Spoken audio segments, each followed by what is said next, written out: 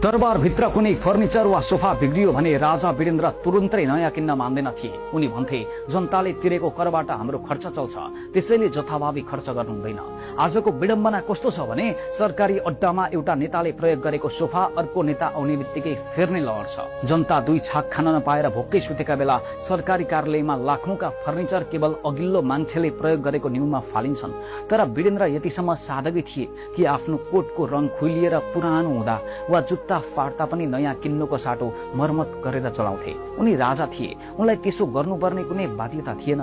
तर उनले जनताको पैसालाई कहिल्यै हावामा उडाएनन्। 2021 सालको कुरा हो। युवराज वीरेन्द्र पूर्वाञ्चलको पैदल भ्रमणमा थिए। उनी कुनै तामझामका साथ होइन, एउटा सामान्य यात्री जसरी हिँडिरहेका थिए। रामेछापको एक दुर्गम गाउँमा झमक्क साँझ परेको थियो। उनी एउटी वृद्धको सानो झुपडीको पिँढीमा बास बसे। सैनिक पोसाकमा रहेका उनलाई देख्दा ती वृद्धले आफ्नो हराएको छोरो सम्झिन्। आमाले अँगालो हाल्दै भनिन्, बाबु कता हराएका थियो? बल्ल आमा सम्झेर आयो। युवराजले ती वृद्धको हात थामेर भने, आमा म तिम्रै छोरो हुँ। पदयात्रामा हिँड्दा उनी आफ्ना भारी आफै बोक्थे। आफ्ना सिपाहीहरू भन्दा एक पाइला अघि वा पछि रहेर जनताको अवस्था बुझ्थे। महलको खुसियाली त्यागेर माटोको सुगन्धमा देश चिन्ने उनको शैली नै उनको असली राजसीपन थियो। एकपटक उनी वीरगञ्जमा रानी ऐश्वर्याका साथ साधारण पोसाक लगाएर रिक्सा चढे। रिक्सावालालाई थाहा थिएन कि उसका यात्रुको हुन् भनेर। उनी जनताको मनको कुरा सुन्न चाहन्थे। रिक्सावालाले भन्दै थिए, सरकार प्रशासन निकै भ्रष्टाचार छ, जनतालाई जताततै लुट्छन्। राजाले चुपचाप सबै सुने।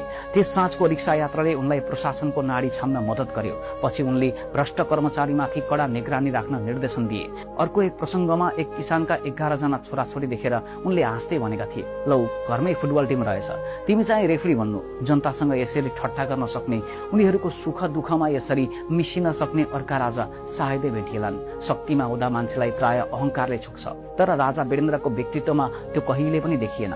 2036 सालमा उनले जनमत संग्रह गराए। आफ्नो शक्ति, आफ्नो अधिकार जनताको हातमा सुम्पिने साहस संसारका बिरलै शासकहरूले गर्छन्। उनी आलोचकहरूको कुरा सुन्न समेत तयार हुन्थे। उनलाई भेट्न ठूला ठूला विद्वान र राजनीतिज्ञहरू पनि उनको सरल मुस्कान र व्यवहारले कायल हुन्थे।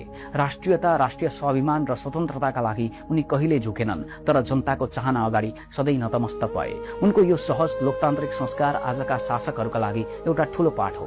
धेरैलाई लाग्छ दरबारमा विलासिता मात्रै हुन्छ, तर राजा वीरेन्द्रको पालामा त्यहाँको वातावरण निकै संयमित थियो। उनी आफ्ना सहयोगी र सुरक्षाकर्मीसँग अत्यन्तै आदरपूर्वक बोल्थे।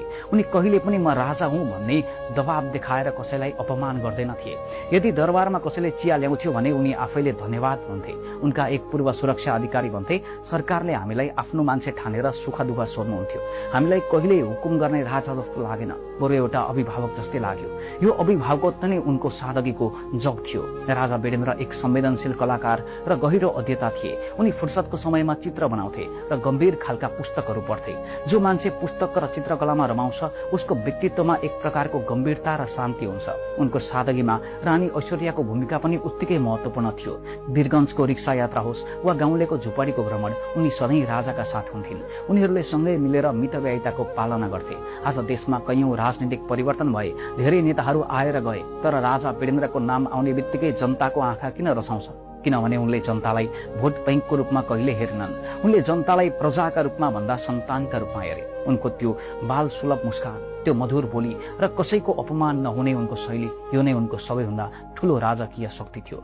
जब हामी वर्तमानका शासकहरूलाई करोडौंका गाडीमा सवार भएको देख्छौं, जब हामी उनीहरूको रवाफ र जनताप्रतिको तिरस्कार देख्छौं, तब हामीलाई राजा वीरेन्द्रको पुरानो कोट र मर्मत गरिएको जुत्ताको याद आउँछ। राजा वीरेन्द्रले सत्ताको चरम उत्कर्षमा रहेर पनि जुन साधारण जीवनशैली अपनाए, त्यो आजका पुस्ताका लागि सधैँभरि एउटा नैतिक कम्पास जस्तै रहनेछ। उनले सिकाएर गए, सच्चा मान्छे बन्न धेरै सम्पत्ति होइन, केवल एउटा सफा मन भए पुग्छ।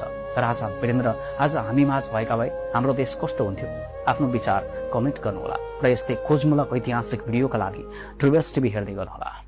नमस्ते।